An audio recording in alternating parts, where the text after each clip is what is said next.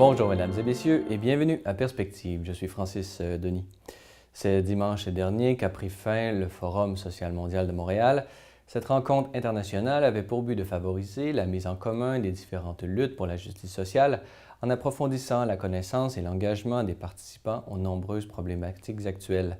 Ayant assisté à quelques-unes des 1400 activités prévues lors de l'événement, j'ai eu l'occasion de rencontrer Robert Calderisi, auteur de Mission sur Terre, l'Église catholique et le développement mondial, paru aux éditions Fides. Expert des questions entourant l'aide internationale et le développement, il a travaillé pendant 24 ans à la Banque mondiale. Voici une partie de l'entrevue que j'ai pu réaliser avec lui sur le rôle de l'Église dans l'aide internationale, ainsi que son évaluation du pape François. On critique souvent le rôle de l'Église partout, chez nous, mais aussi à l'étranger, mais la vérité est tout autre, surtout dans les pays en voie de développement qui voient en l'Église pas un maître ou un instituteur qui domine, comme était le cas pendant longtemps au Québec, mais plutôt un libérateur, surtout pour les filles et les femmes. Parce que dans d'autres cultures dans le monde, leur sort est assez faible, ils sont presque condamnés. Le message, l'action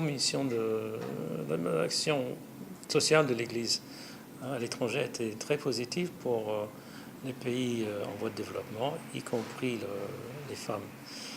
Par trois moyens en particulier, d'abord l'enseignement de base, mais aussi pour les élites. Il faisait les deux.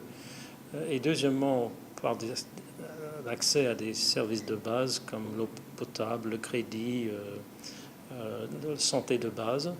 Et troisièmement, par une action politique, un témoignage qui a été important.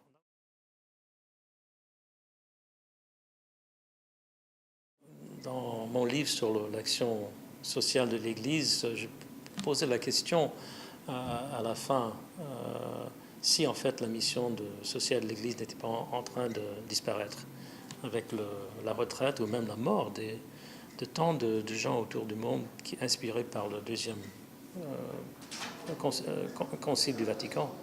Mais dans un mois, sans parler des 3 ans qui ont suivi, il a, à mon avis, redonné un souffle important à cet aspect missionnaire, mais concret de l'Église. Notez que vous trouverez le texte complet de l'entrevue sur le blog de C'est les Lumières au www.cleslumières.tv.org. Le numéro d'été du magazine Le Précurseur est maintenant disponible. Cette revue trimestrielle vous présente ce mois-ci un numéro dédié à la nourriture et à l'importance que cette dernière occupe tant au niveau du maintien de notre vie corporelle que des nombreuses analogies possibles avec notre vie spirituelle. En ce sens, André Gadebois nous offre une réflexion sur les implications insoupçonnées de la simple question « Qu'est-ce qu'on mange ?» La revue des Sœurs missionnaires de l'Immaculée Conception nous invite également à la rencontre de nombreuses personnalités, témoins de leur héritage culturel particulier.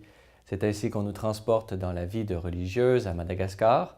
On suit le récit vocationnel d'une jeune scolastique de Chine et de son arrivée au Canada. On nous présente une entrevue avec l'ancien chef cuisinier des Sœurs de l'Immaculée Conception. Sœur Adrienne Guay propose un texte sur son nouveau ministère auprès des femmes de la résidence Maria Goretti. Émilien Roscanu nous décrit la réalité de la faim des plus pauvres de nos sociétés, plus particulièrement ceux du centre-ville de Montréal. Enfin, on trouve un article sur le travail des Sœurs missionnaires de l'Immaculée Conception à Taïwan, présentes sur le terrain depuis maintenant 60 ans. Tout cela et bien plus dans ce dernier numéro du Précurseur. Vous trouverez la revue dans toutes les librairies religieuses ou en vous abonnant en format papier ou électronique via le site Internet des Sœurs de l'Immaculée Conception, ainsi que par courriel aux adresses qui apparaissent à l'écran. Vous pouvez également vous abonner en téléphonant au 450-663-6460 au poste 5305. Voilà, c'est tout pour aujourd'hui. Merci d'avoir été des nôtres. Revenez-nous demain pour une nouvelle édition de Perspective.